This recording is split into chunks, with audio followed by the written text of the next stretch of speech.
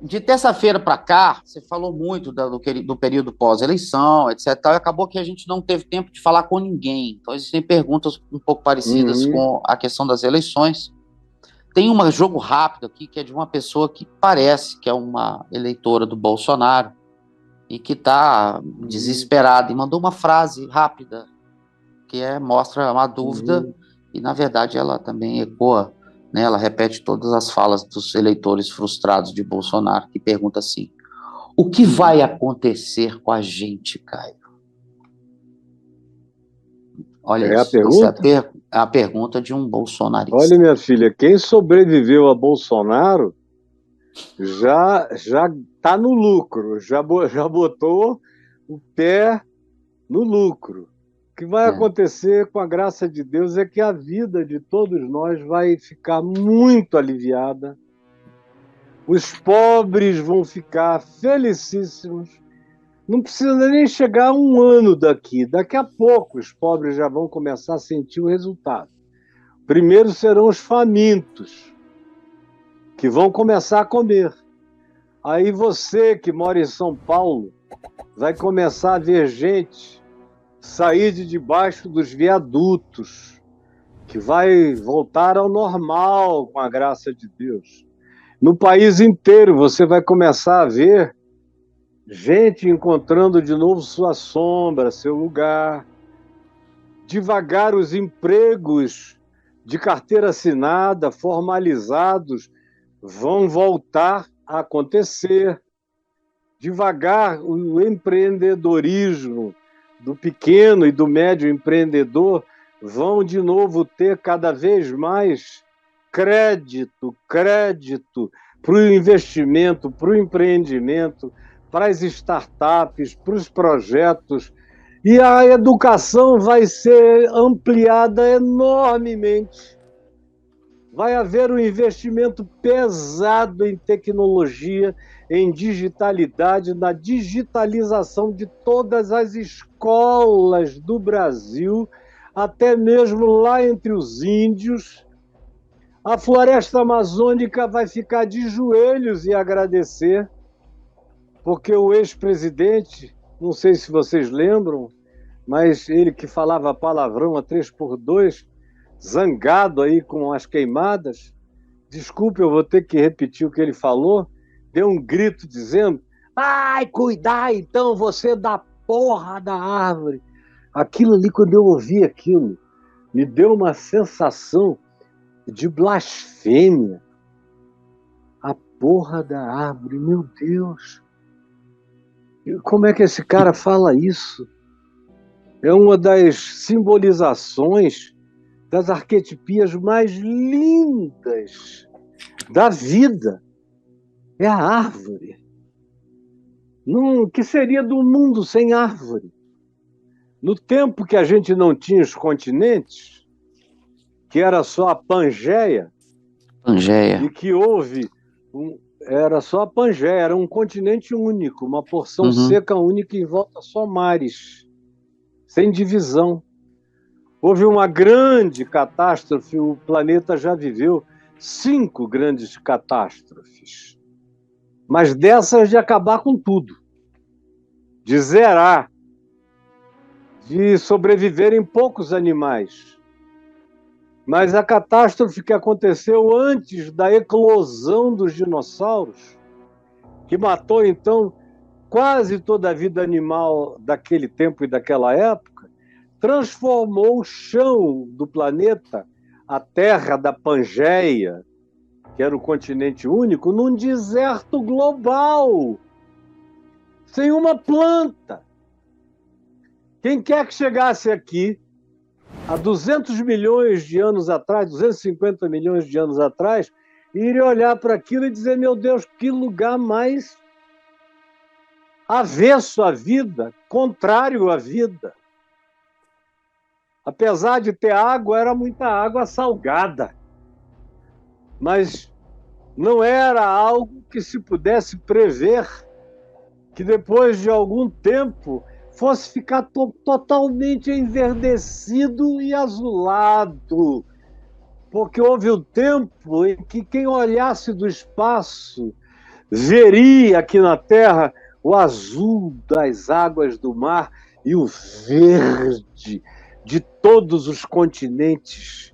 Os desertos eram bem menores, o verde acontecia em todos os lugares e a abundância vegetal era extraordinária aqui entre nós. Então, você vai ver o meio ambiente agradecer, você vê que a COP, que está acontecendo agora, sobre meio ambiente, vai acontecer no início da próxima semana lá no Egito, em Sharm el-Sheikh, e para a qual o presidente eleito foi convidado antes de tomar posse.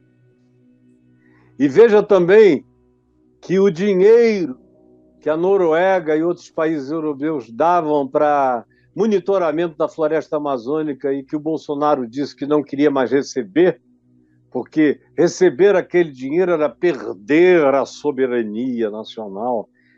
Aí expulsou. O Brasil tem um dos melhores controles de satélite de desmatamento da Terra, mas botou o presidente do INPE para fora, não queria saber de ciência, desmatou mais do que todo mundo, mentiu até não poder mais nos debates, mas os números não podem ser falsificados, isso está mapeado em satélite.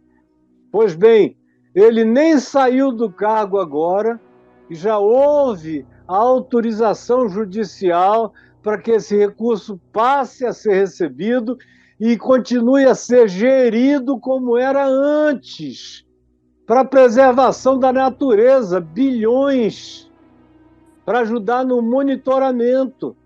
E você vai ver também que a classe média, que hoje está toda dizendo: vocês elegeram um ladrão, vão ficar felizes. Vai haver mais concursos, vai ter mais oportunidade, as faculdades vão aumentar. O Bolsonaro não construiu uma única faculdade durante esse período todo. Vai voltar a ter faculdade em construção, em desenvolvimento, escolas técnicas, financiamento estudantil, tudo isso vai estar de volta. Então, minha filha, a saúde vai melhorar, o SUS vai melhorar, o país vai melhorar. Eu acho quase impossível, porque a gente conseguiu sobreviver ao Bolsonaro, o que prova a vitalidade econômica, a vitalidade social e a vitalidade institucional desse país foi posta à prova como nunca antes. Nem no tempo da ditadura militar, os militares foram mais a menos do que Bolsonaro. E não criaram conturbações naqueles 20 anos, como Bolsonaro conseguiu criar em 4 anos. Então vocês podem ter certeza, não tem como piorar, só se cair um meteoro em cima da gente. Só se vier uma Covid 24, 23, que seja uma coisa 10 vezes pior, e que a gente ainda tenha que desenvolver mais 1 ano de estudos para adaptar vacinas, ou 2 anos. Mas, com a graça de Deus, isso não acontecerá. E se acontecer, vai ser tudo estimulado para que o mais rápido possível todo mundo tenha a sua necessária prevenção. Então, minha querida, não tenha medo, não. Você pode ter qualquer coisa que você queira dizer contra o Lula. Agora, ninguém pode acusá-lo de não ter sido o melhor presidente nos 8 anos que presidiu, que o Brasil já teve. Isso aí, mesmo no período em que eu trazia todas as minhas críticas sobre ele, que foi de 2006, até o dia em que ele foi preso, eu já contei aqui, quando Deus começou a mudar meu coração, quando eu o vi se entregar, sem fazer força, sem brigar, sem querer propor guerra civil, nem obstaculamento de estradas. Podia ter chamado MST, podia ter chamado moradores de rua, podia ter chamado todo mundo, podia ter mobilizado o PT inteiro. São milhões de pessoas. Não. Pediu calma, disse: olha, eles vão me prender, mas não vão fazer, não vai acabar nada, eu vou virar uma ideia na cabeça de vocês, mais forte ainda. E subiu no helicóptero, ficou preso, o pessoal do PT ia lá para a esquina rezar, orar, isso, aquilo, cantar, estimular. Foram quase 2 anos. Quando eu ouvi também sair pela... Eu tive vontade de ir lá visitá-lo, eu não consigo ver uma pessoa presa sem querer ver. Como eu tive já vontade de ver o Sérgio Cabral, com quem eu tive muito convívio quando ele era vereador e deputado estadual, depois senador e tal. Eu tenho carinho, eu tenho muito carinho por muitos que roubaram. E tenho muito carinho e amor por todos os que não roubam, mas que não detratam o próximo, que respeitam o próximo. Então, o que você vai ver é um governo de respeito ao próximo. Você veja que essa transição já está sendo elogiada, porque o cara já chegou sabendo o que vai fazer. Já está tudo pronto, tudo organizado. Vocês vão ver isso aí montado e no primeiro dia de governo a máquina já vai estar azeitada, porque eles não são leigos nisso, eles sabem como governar. E tem uma coisa, no último mês, eu devo ter falado umas 5, 6 vezes com o Lula. E a última vez foi no dia do debate, e que eu conversei com ele de novo, e orei com ele e ele comigo. Com muito amém, amém, amém, amém, amém, ó Deus, me ajuda, amém, amém. Participou, amém, eu concordo com isso, tal. Foi muito legal. Eu falei, ó, eu vou te dar um tempo, ganha essa eleição, prepara o teu governo. E ele falou, e agora vai ser bom, né? Porque vou morar perto da tua casa. Eu falei, da minha casa para tu eu posso ir até de stand-up pedal. Zupo, zupo, zupo, 10 minutos eu estou do lado de lá. Então, de vez em quando, a gente vai comer uma buchada, vamos retomar aqueles papos do passado, durante os 10 anos de uma amizade pura e limpa. E é só o que eu tenho a oferecer. Nada além disso. Então, eu não tenho a menor dúvida de que o Brasil vai ter o melhor governo que poderia ter, embora haja ainda alguns milhões de pessoas, dos 50 milhões, mais ou menos, 50 e tantos milhões de votos que o Bolsonaro teve, mais ou menos 20 milhões, 18 milhões, é de gente que está adoecidamente obcecada, fanatizada, que vive num mundo paralelo, são avestruzes da contemporaneidade, não querem tirar a cabeça do buraco. Agora, os outros votaram nele muito por causa do antipetismo, em razão do Mensalão e da Lava Jato. Mas não foi por convicções bolsonarianas, foi por preconceitos acerca da suposta imutabilidade de quem roubou, nunca mais se recupera para a vida. O Evangelho não ensina isso. O Evangelho diz até que nos estertores Jesus pode virar para o lado e falar ao arrependido, hoje mesmo tu estarás comigo no paraíso. Então, dizer a Zaqueu que era rico porque passava a mão. Veja lá como era um rico político, que estava alinhado com Herodes, com a Roma, com todo aquele alinhamento de dominação do povo. E Jesus não teve preconceito com a extrema-direita também. Zaqueu era extrema-direita. E Jesus disse, desce daí, porque hoje me convém entrar na tua casa. E quando ele ouviu Jesus no jantar, o coração dele, que já vinha se derretendo, desde a hora em que ele estava lá no alto do sicômoro, disse a Jesus, pondo-se em pé, Senhor, decido dar metade dos meus bens aos pobres. E se em alguma coisa eu defraudei alguém, eu decido restituir 4 vezes mais. Jesus disse, hoje, com essa atitude, com essa mudança de mente, com essa inversão de valores, com ressignificação das coisas, com essa metanoia, com essas novas realidades que ele adotou para o caráter, que ele escolheu para ser. Com isso, está posto o testemunho de que a salvação entrou nessa casa.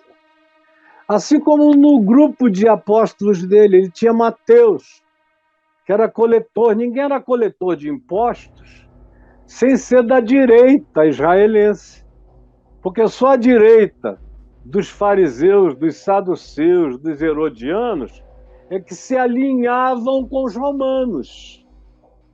E os cobradores de impostos eram pessoas treinadas para essa obediência. Era uma espécie de cidadania romana vindicada ao cobrador de impostos. E Jesus chamou esse cara para segui-lo. Mas chamou também Simão Zelote, que era da extrema esquerda. Chamou o cara. E quem era da extrema direita deixou de ser, e quem era da extrema esquerda deixou de ser. Porque se andar com Jesus mesmo, ninguém é extremado em nada. A pessoa só se torna extrema direita ou extrema esquerda se Jesus não for a referência. Quando Jesus e o Evangelho são a referência, ninguém é extrema de nada. Você é radicalmente em favor da vida, do amor, da verdade, da justiça, da liberdade e da expressão sincera do coração de qualquer um. Qualquer que seja a crença dele, os valores dele, ele pode praticar, desde que ele não atropele ninguém, desde que ele não deliberadamente não faça mal ao próximo. Se for coisa do âmbito da vida dele, ele é livre para exercer seu livre-arbítrio. Agora, pode ter certeza, onde você vê uma igreja extremada, seja como nos anos 60, uma igreja de extrema esquerda, seja como agora, uma igreja de extrema direita, naquele tempo era a igreja católica, extrema esquerda, comunidades eclesiais de base, teologia da libertação, era só isso que se falava, qualquer outra liturgia era careta, essa coisa toda, eu sei porque eu estava lá. E aí veio, os evangélicos sempre foram de direita, mas nunca tinham sido de extrema direita no Brasil. Aí chegaram a ser agora de extrema direita.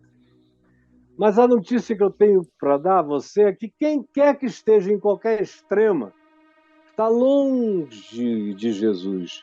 Jesus não está no centro. Jesus está no caminho, na verdade e na vida. Então, centro não é uma coisa que está na proposta de Jesus. Ele só manda você segui-lo. Se você segui-lo, você não será fanático nem fanática, nem será de nenhuma extrema direita ou esquerda, e nem será um ser sem coluna, sem espinhela, sem estrutura. Você vai ter caráter, você vai ter mente, você vai ter decisão interior, você vai ter o seu íntimo fortalecido no seu compromisso com o Evangelho, e você vai ver que, às vezes, o caminho de Jesus vai te levar para algo que, do ponto de vista humano, parece se aproximar da esquerda. Você vai ver que, em outras horas, o próprio Evangelho te leva para algumas ênfases que parece se aproximar da direita, mas não é nem esquerda nem direita, é o Evangelho. Se ele serpenteou para o lado de cá, chegou mais perto da direita, na questão de liberdade produtiva, porque no Evangelho você tanto tem postulados de esquerda quanto tem postulados defendidos pela direita. No Evangelho você tem liberdade empreendedora, tem o estímulo para você pegar o seu talento e multiplicá-lo e não escondê-lo, tem estímulo a se converter e usar o dinheiro que você fez com iniquidade, usar agora para praticar a bondade, está lá em Lucas 16. E aí eu tinha um livro para escrever sobre esse tipo de aproximação aqui. E tem as grandes pautas do Evangelho, que são acerca dos pobres, dos desvalidos, dos necessitados, e que o critério último Do juízo não tem a ver com quanto dinheiro você ganhou, se você empreendeu ou não empreendeu. Tem a ver o que você fez quando você olhou para o seu próximo, o que você viu? Viu Cristo no miserável ou você só disse eu vejo os homens porque como árvores os vejo andando? Então, minha filha, você e todo mundo fiquem calmos. Olha, eu nunca vi esse país pior do que ele estava. E agora você veja, um resultado eleitoral já começou a distender todo mundo, está todo mundo mais leve. Estava todo mundo numa tensão, agora pelo menos mais da metade da população já relaxou. E tem um outro grupo, que não sendo aquele grupo fanático, de uns 18 milhões, mais ou menos, votaram no voto antipetista. Mas logo, logo vão dizer, não são radicais fanáticos, o que eles querem é melhoria de vida. Quando a vida começar a melhorar, todo mundo vai parar com esse assunto, exceto os fanáticos. Porque fanático, só uma obra divina no coração de um fanático para fazê-lo mudar de opinião. Tem que ser um atropelo da luz de Cristo, como foi com o coração fanático de Paulo às portas de Damasco. Se não for uma coisa assim, o fanático, infelizmente, só se torna mais fã da própria idiotice e daquele olhar alienado. Então, sem medo, minha filha, relaxa.